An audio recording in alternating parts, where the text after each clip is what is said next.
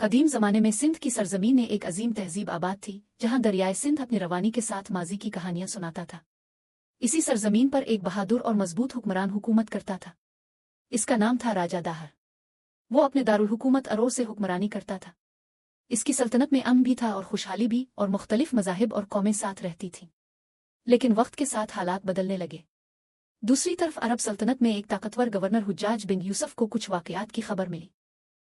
سندھ کے ساحل کے قریب کچھ تجارتی جہازوں پر حملے ہوئے تھے۔ حجاج نے راجہ داہر سے انصاف کا مطالبہ کیا، لیکن راجہ داہر نے کہا کہ ان حملوں پر اس کا مکمل کنٹرول نہیں ہے۔ یہ جواب ایک بڑی جنگ کی بنیاد بن گیا۔ کچھ عرصے بعد ایک نوجوان سپہ سالار محمد بن قاسم ایک طاقتور فوج کے ساتھ سندھ کی طرف روانہ ہوا۔ سب سے پہلے اس نے دیبل پر حملہ کیا اور زبردست لڑائی کے بعد اسے فتح کر لیا۔ اس کے بعد ایک ایک کر کے شہر اور قلعے اس کے قبضے میں آتے گئے۔ آخرکار فیصلہ کن جنگ دریائے سندھ کے قریب لڑی گئی۔ راجہ داہر ایک ہاتھی پر سوار ہو کر خود میدان جنگ میں آیا اور بڑی بہادری سے لڑا۔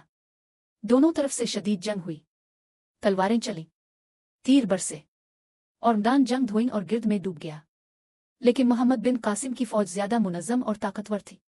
آہستہ آہستہ راجہ داہر کی فوج کمزور پڑتی گئی، اور پھر وہ لمحہ آیا جس نے تاریخ بدل دی۔